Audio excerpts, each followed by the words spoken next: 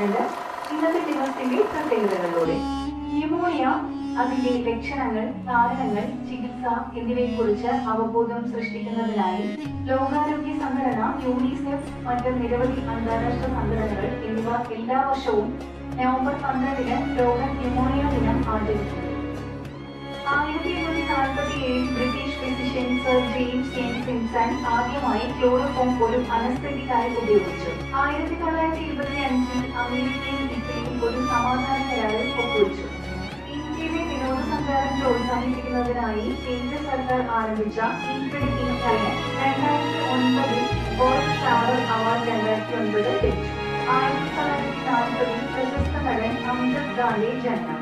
1861-ൽ മഹാനായ സ്വാതന്ത്ര്യ സമര സേനാനിയും രാഷ്ട്രീയക്കാരനും വിദ്യാഭ്യാസ വിചക്ഷണനും സാമൂഹിക പരിഷ്കർത്താവുമായ മദൻ മോഹൻ മാളവ്യ അന്തരിച്ചു.